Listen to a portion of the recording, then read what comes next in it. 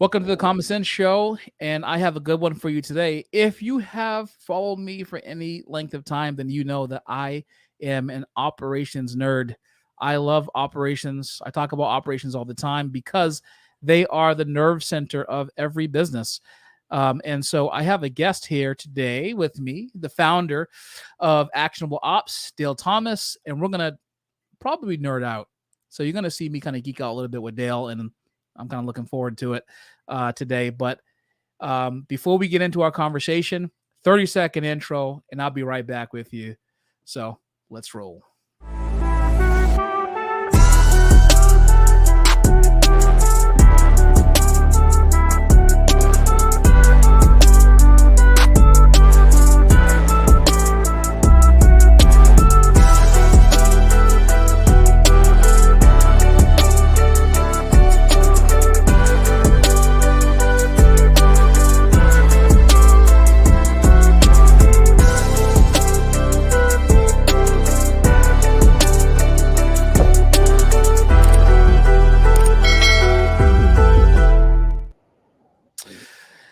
All right, 30-second break, and we're back at it.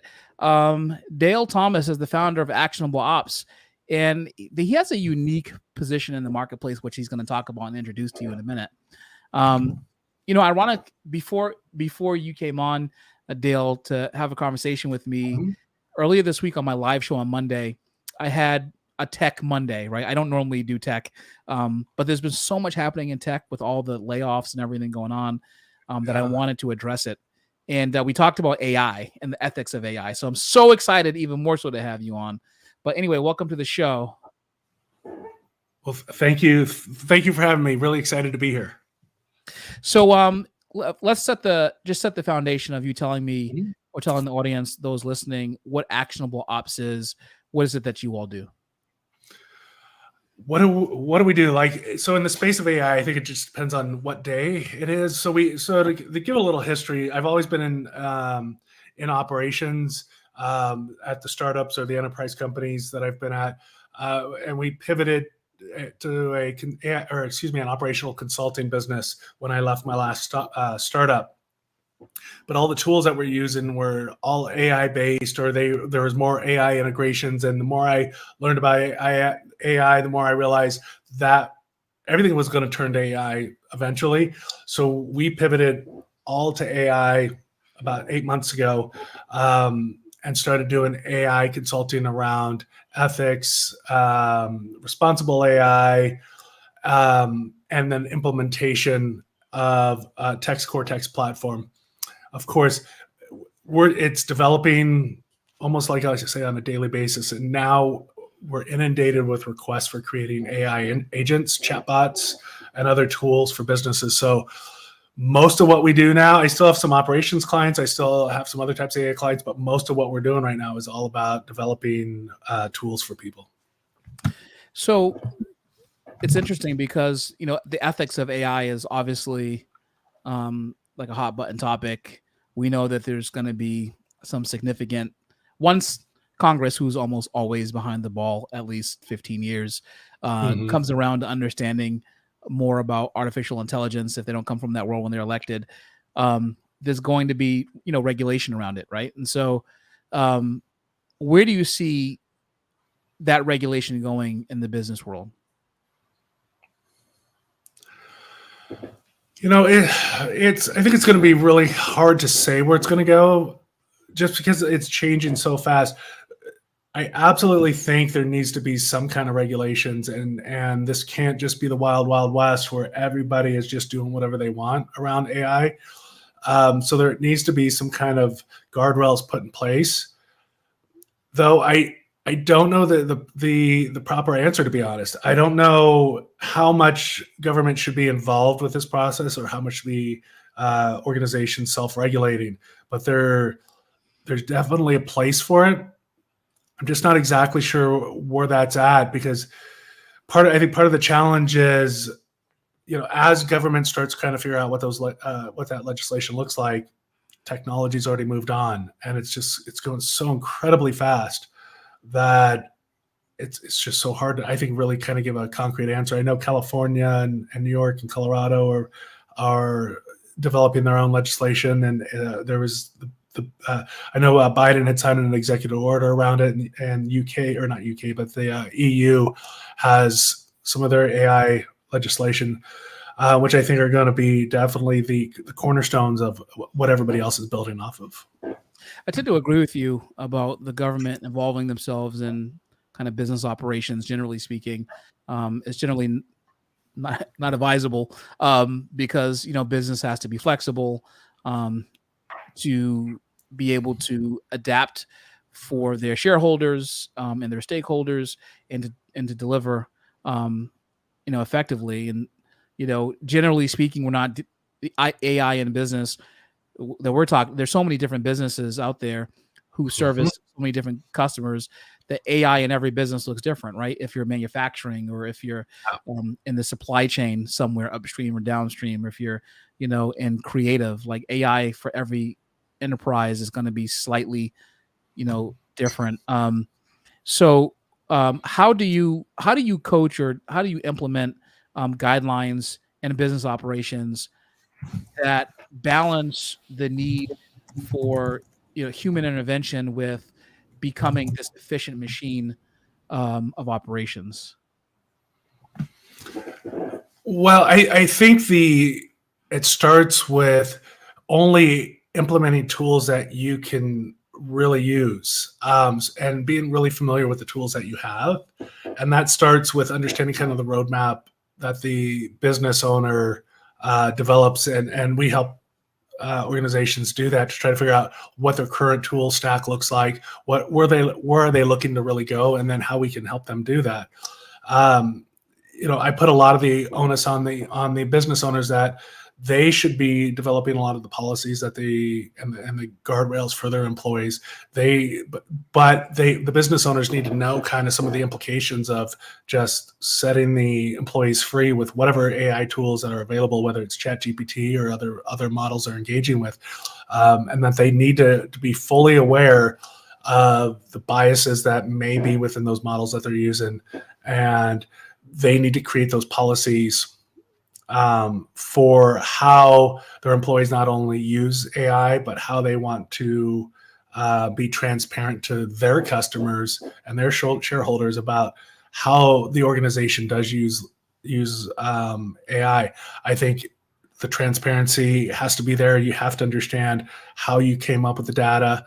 You have to be able to explain how you came up with whatever the information that is that's been whether generated to AI or otherwise, how you're able to get to that solution. But so it's and I think that's really where it's to start is with the leadership team, and from that top down approach, and then developing or implementing one tool at a time, not giving people too many. And then part of that whole thing is having that conversation with employees about the anxiety around AI and AI taking over, and making sure that everybody's on the same page about what the goals of AI in that particular organization are. Those are definitely, I think, the starting points for it. And so, what are some of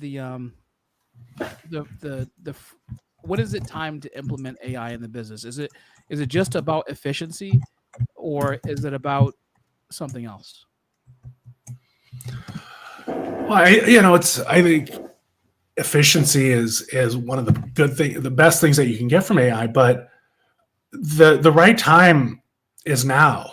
And if business owners aren't looking at AI as a tool to implement in their business, then they're going to get left behind by those businesses that are implementing it in theirs. So right now is absolutely the time for them to do it. So what are some of the I've been thinking about this, like what are some of the frameworks for developing principles around how one's business should operate with AI that you coach on, or you instruct on? Are there some guiding principles, some foundational principles, like when someone's going to implement AI that they should be thinking about in their company, if you're an executive or if you're an owner of a firm? Like what are some of the guardrails that a business owner should start with? Sure. some of those guardrails may look like put in place is making sure the employees know which tools they can and can't use. Again, I just mentioned that you don't want to just set employees free with the tools, so you need to have the understanding of which tools are going to be acceptable, how you can use those tools. You need to make sure that those tools that you are using, there's enough oversight that they're fair and they're not discriminate. There's no discrimination with them, since there's so much bias within these different tools. And you got to make sure that the employees are aware of that, of the data and the security around using these tools and uploading customer data to tools like ChatGPT, and making sure everybody's on the same page, and then creating those policies and those workflows that allow you to monitor what they're doing with AI. So they're not just running free with the AI tools. So, I'm thinking about kind of what you're talking about here. When you say running free, are you specifically stipulating not doing 100% of their work with AI? Are you more talking about making sure that they are almost like now?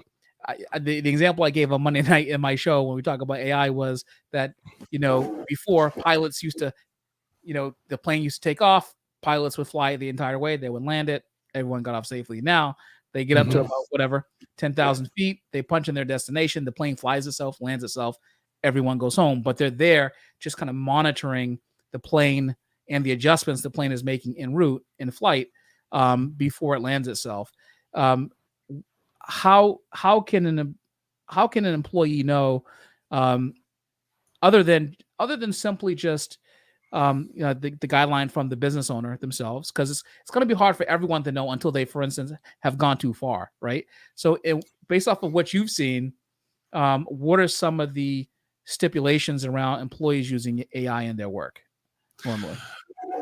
Well, when I'm thinking about like running free, it's all about don't just hand out licenses to ChatGPT, for instance, in the sense of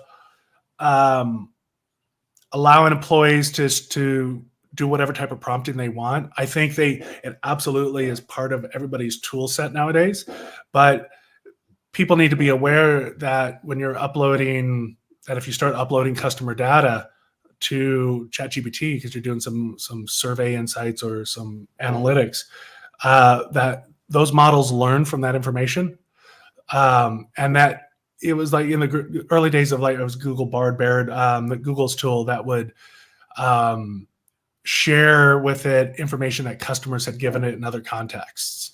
So that's really what I mean is you just can't let employees do any kind of AI tools. They can't just start creating all the reports based off AI with no kind of governance. They can't create marketing copy strictly from AI without some kind of personas or rules around it. And especially when it comes to image creations and some of those more creative tools that people are using, because there's so much concern around artists not getting paid properly from the images or whatever it is. And I think businesses just want to make sure that they're aware of what's going on within the AI world so they can kind of help guide those employees. And it may be that you block all AI tools, and that you only allow, if you're on a Microsoft platform, that you only allow on Copilot or Gemini or Google Workspace, that you only allow those type of tools. Or I use Text Cortex, which has the ability of creating different types of personas, and you can assign those personas to employees. So let's say the marketing people only have access to personas that are marketing oriented, or maybe there's an HR persona that help people answer questions about the HR policies or manuals or that sort of thing. So that's kind of what I'm talking about as far as like just running free with it, that employees just aren't out grabbing whatever tools are available online and then start using them and putting the business at risk. Yeah. No, the data privacy laws are changing all the time. Obviously Europe and the UK are kind of leading the way with kind of more stricter privacy and data related cybersecurity policy. And regardless of if your business does it, whether your employee does it by mistake, they use someone's likeness, they end up suing you. The company's on the hook for whatever the employee does. So the liability hanging out there is completely different in 2024 than it was 10 years ago, where all these AI tools were not kind of mainstream.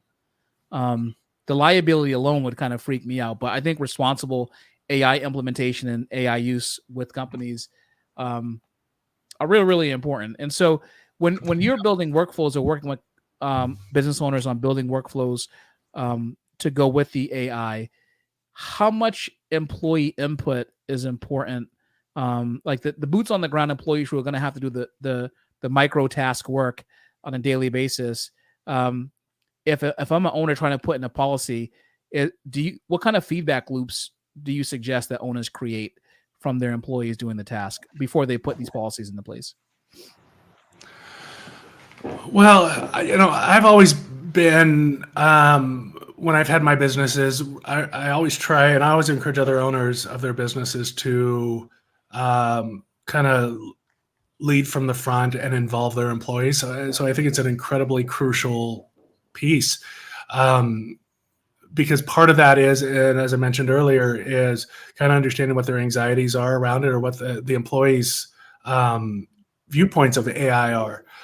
And then asking them to provide that context, that input, and finding out, what people already know about it, and really allowing them to have that voice through that entire process. Because I think it's one of those things that are so new and there's so much concern around it. And part of the challenge is, in my world, everything's about AI. All my news feeds are about AI, or my LinkedIn feeds, or my Facebook feeds. Everything's all AI. So it's to me, I breathe it in and out every day.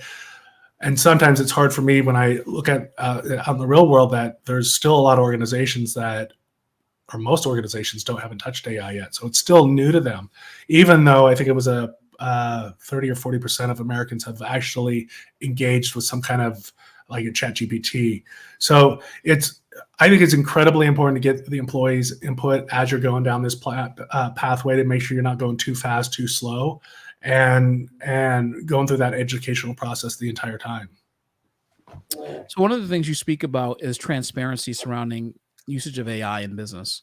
How do you frame transparency to general public, to customers, in your marketing, in your kind of front-facing public persona, so that your business appears to be, it's not just transparent, but also people kind of know the genesis of information that's coming to them? Well, I mean, the way I kind of look at it is, if you're using tools like Grammarly with their AI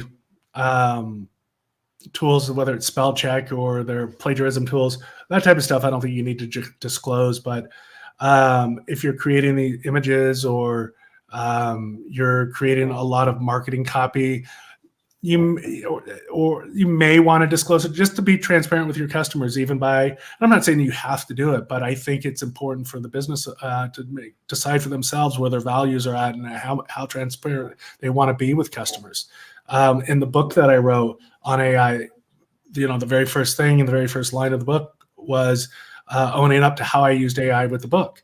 And I was very transparent that about 10% of the book was written by AI on topics I didn't know about. And that's what I encourage businesses to do.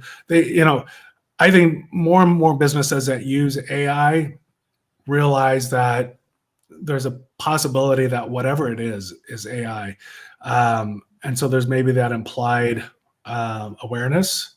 But when businesses are, again, whether it's through I don't necessarily think that you need to be transparent. Let's say if it's an email that was rewritten by AI, you don't need to be transparent there. But if it's articles on your website, you may want to be transparent and let people know that it was generated by AI. And most people are smart enough for nowadays to know, can tell when something's been AI generated or not, though that's getting harder and harder to tell.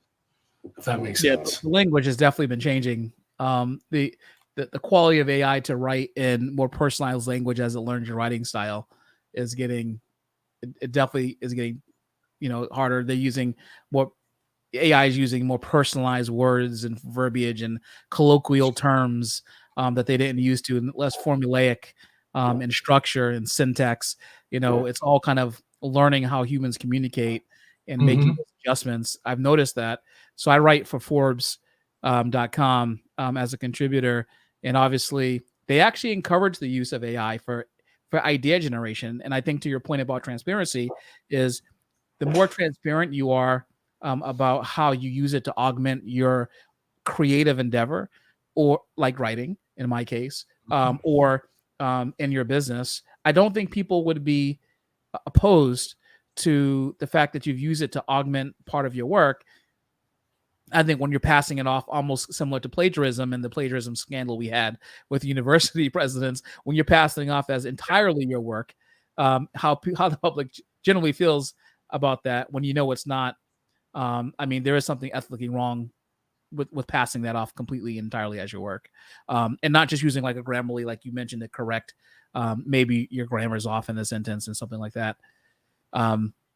Yeah, I can totally see that being the case. And maybe do you think this fear of being transparent with the person's use of AI or business's use of AI is the perception that their work is going to be valued lower or less in the marketplace? I think there's, and it's going to change, but currently I think there's still this thought of, if you're using AI, you're cheating, right? And there's some fairness to that, but at the same time, every business is looking for that magic wand to help them 10x their performance. Yeah. And even me, I'm looking to optimize. I mean, I'm an operations guy, so if I can find a tool that'll help me 10x my operations, yeah, I'm probably going to use it. And we did with some of the articles that we did write on our website and some of the other tools that we use, and the analytics that we do for customers. We do it because it saves us a lot of time. And currently, we're developing an AI agent for the professional services space that is going to save them. They tell me it takes them about 8 hours to do the task that we're going to do, that we can now do in about 45 seconds. So we're absolutely wanting to leverage tools to do better. And it is, to me, that's a magic wand right there.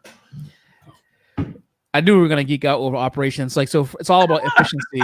I think about it. It is true that what I've seen, I own a professional services firm. We do business. I just told you we do business coaching. We do fractional executive work. So generating content plans and things that we do to work with our clients is so crucial.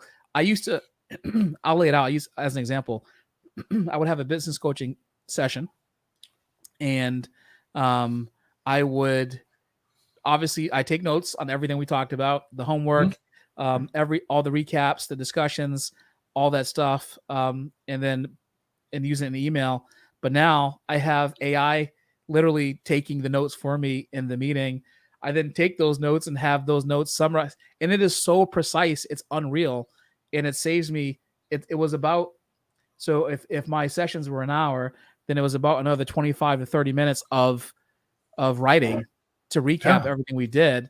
Multiply that times like a full day slate of coaching sessions. You're looking at another 4 or 5 hours of work. And now that stuff is done in 7 minutes or less. It's absolutely. So which tool, if I can ask, which tool are you using for your meetings? So for the meetings, we use Fathom. Okay. And it takes that like explicit audio recorded file. And it also actually has a video component too. I think it takes the video and audio, and then it transcribes it. And then we take the summary from Fathom, move it over to ChatGPT 4.0, or 4.0, I should say. And and then I built it so that there's the recap has a certain template to it, like a texture, a template, a flavor to it, right? Mhm. And I said, you're going to take this summary and you're going to use this template that I create. So I created the template I wanted to use. It's taking Mhm. the summary and then taking a summary and then interpreting the summary based off of the template I use, and it's like spot on. It knows exactly Yeah.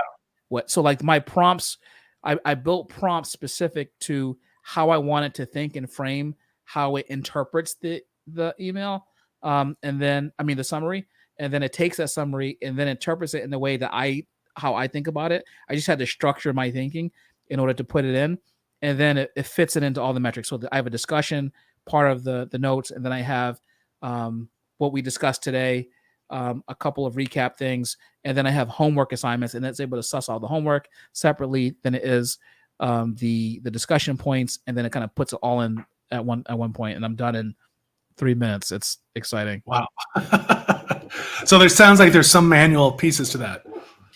The only manual piece, frankly, is copying and pasting the Fathom and then hitting the button on ChatGPT and then copying it into the body of an email. So I still don't have, like, I would be in my total glory, man, if I could have that done automatically and then have my email go out and just go from ChatGPT to my email and then go send out. Like, I would be. Have you ever seen the movie WALL-E? You know the cartoon movie WALL-E? My wife loves it. We have WALL-E statues or figurines in the house. Yeah, it's not even really a dystopian world. It's just a futuristic world where technology does so much stuff, where people have become just so grossly overweight, and there's technology for everything. And they've atrophied and become, everything moves them, and so like it's almost like a delight to think about having operationally stuff, talk to each other like that, But that's how I use it, and it's worked really well. I've used it with 3 or 4 session notes, and it's been unreal. And when this, not to keep going, but like I think that in like a healthcare setting with like a therapist, where they can actually really kind of combine this. And I know they can't right now, but like still, like it's still like their ability to focus on what the person's saying. I think the quality, because of the augmentation of AI, the quality of their listening will skyrocket, right? What they perceive in the session from what a person's saying, and then being able to take that and kind of, have something else translate what they've perceived into a framework that they've set up. It just makes the quality of what you're doing unreal. Right. Oh, absolutely. And I think it would be a great use case for therapists to use it. That's a good idea. So I mean, it was looking like your use case of using Fathom and ChatGPT, and if Fathom had an API, we can certainly help create that connection. I'm not sure if they do, but even my doctor one of my doctors at one point was telling me they had used,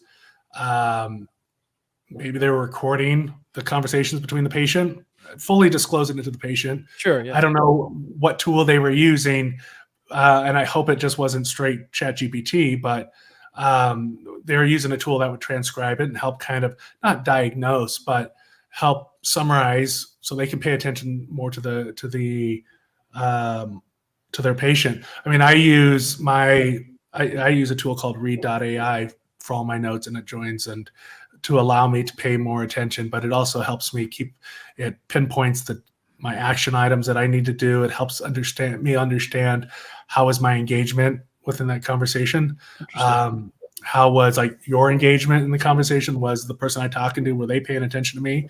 Were they engaged with me? What was the language I was using? Which I'm kind of like not only an ops nerd, but I'm kind of like a body language nerd and love learning like the hidden secrets of the body language, because I think that there's a deeper level of communication when you start doing that. And when I found out like read.ai can help tell me what it thought my charisma was and like, not confidence, but just engagement was, I was throwing money at them to use the tool.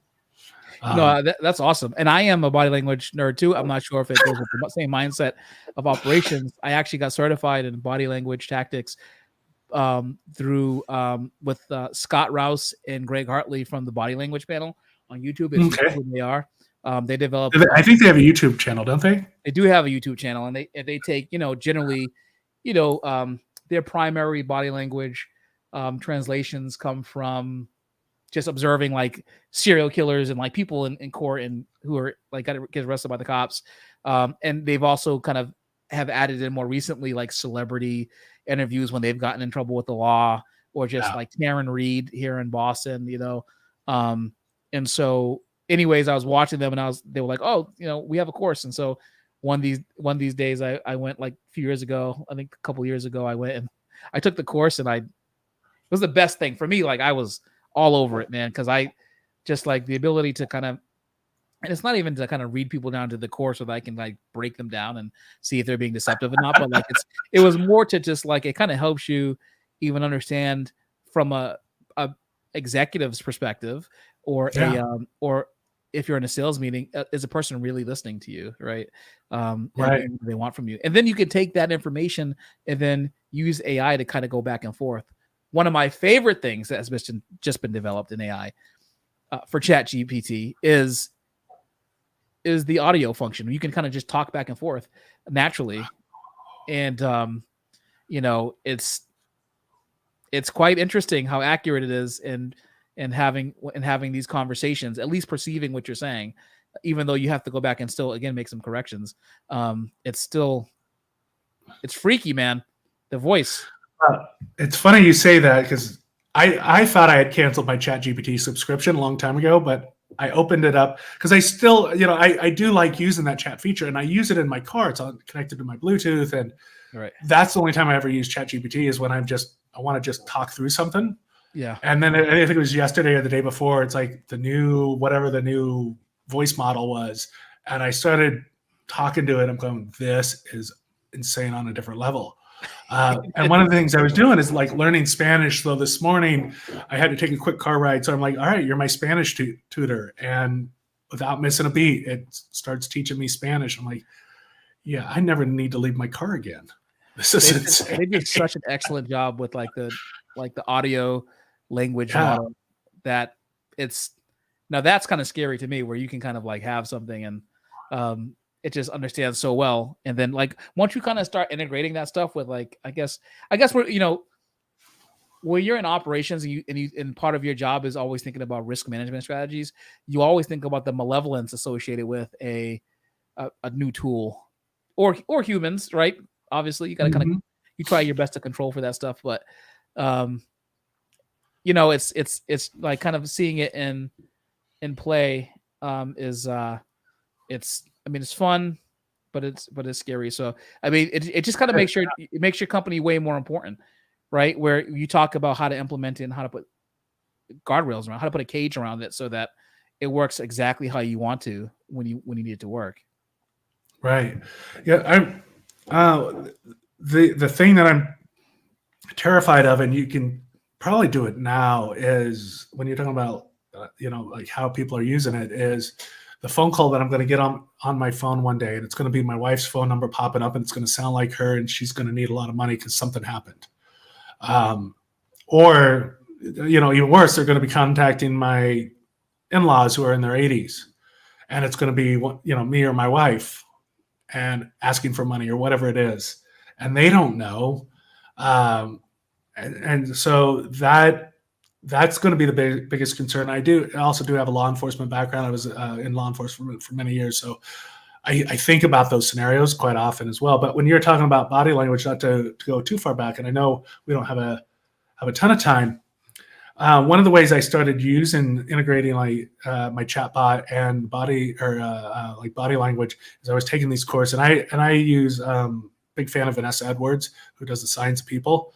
And she had done some body language courses, and I had taken hers, and I may have recorded hers to get the audio from them, and had it transcribed into text so I could upload it as a knowledge base to my chatbot.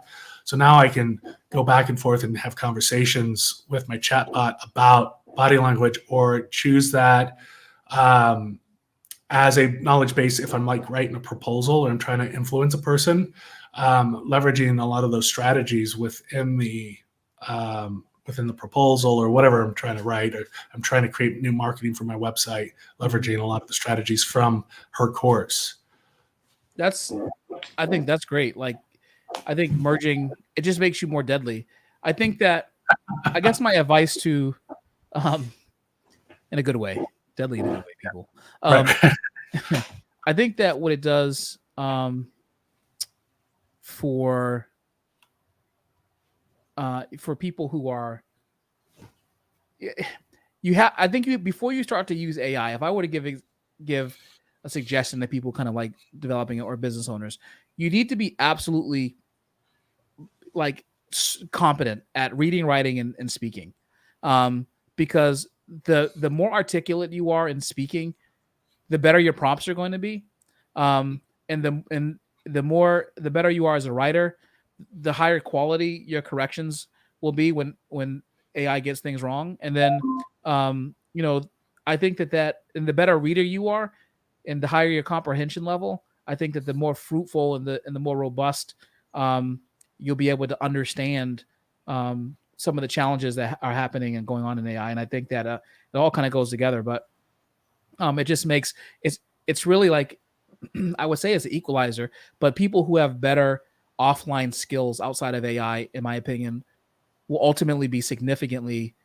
better off using it. Right. So if you already have the ability to deliver impactful presentations, or you're great at business, AI is just gonna, it's, I hate to say it, it's not going to be a great equalizer in that way, because it's just going to multiply your existing abilities.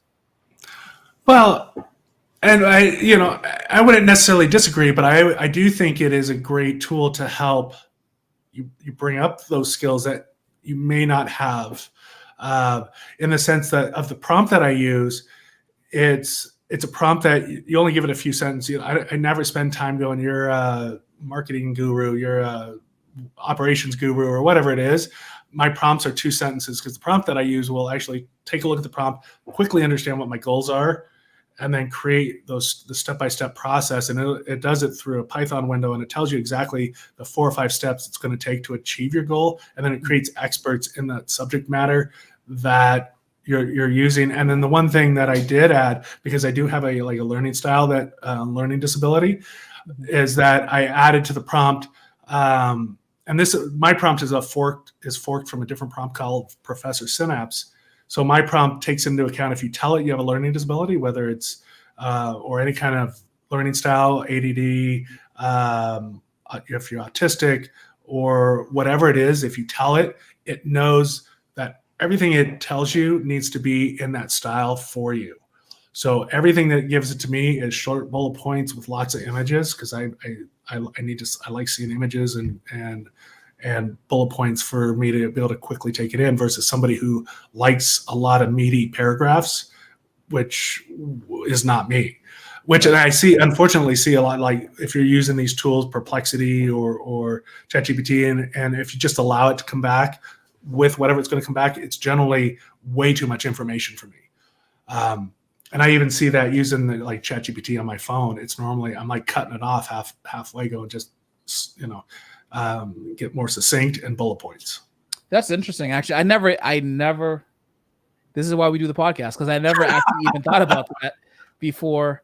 My son has autism spectrum disorder, and, but he's high functioning, like he's an excellent student, all the other stuff. But I never even thought about kind of presenting it to him as a way to understand the world of things that he doesn't understand. Obviously, he takes things at more, not obviously, but he takes things more at surface level without understanding inferential. His biggest gap is understanding inferential communication. And as you know, in just day to day, humans generally are all inferential, like 95% of the time. And navigating in an inferential space colloquially is important. So yeah, I never thought about that. I appreciate you bringing that up, because people, this is why you come and listen to the podcast, for nuggets like that from Dale. I mean, but also that's good for employee. If we kind of bring it back to business for a second, that's also really good for employers to know, right? So that they can help guide their employees through their different learning styles if they have them, right? And then they can kind of provide direction around that as well. So it's very smart. Yeah. Well, it's the prompt, and and I've struggled for, I have my own issues, and I've struggled for different things, and I've thought I've been on the spectrum before, and so I mean, I totally understand it, and I need to be able to work in a way that that works for me. Whether it's my prompts or in my emails now, and I use shortwave.com as for my email client, and it understands my writing, and can write emails that sound like a way nicer version of me with the same subject and the same information. So I think it's really important that we are embracing whatever our learning styles are, and that, to your point, if we can use it in business, it's a great use of using AI. Yeah. And that's going to be, I think, a game changer for a lot of folks with a learning disability or a learning style, and employers who are trying to adapt to those employees on how can I talk to this person, or what can I say in my email to make it easier for that employee. And I'm going to put a link in the description to this podcast to your Professor Cortex page on your website that talks all about how you create this sort of the prompts for it, and how a person can navigate that. So we appreciate that. Sure, and I give the prompt away. Oh, sorry, I didn't mean to cut you off. I give the prompt away free on our website. Yep. And I have a video on how they can implement it within the Text Cortex platform.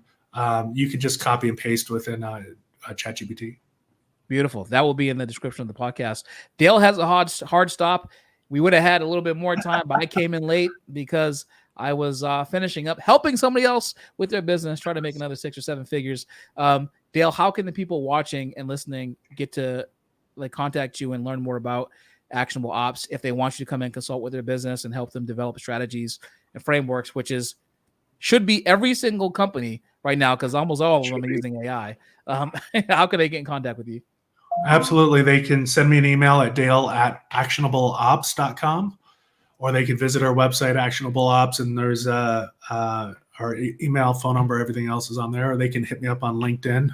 I try to spend some time on LinkedIn networking and sharing my thoughts. Awesome. Very nice. Dale Thomas, thank you so much for coming today.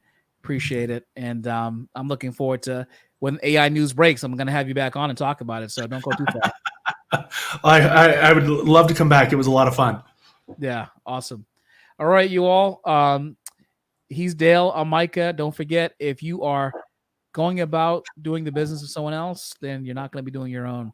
So until next time, we'll talk to you later.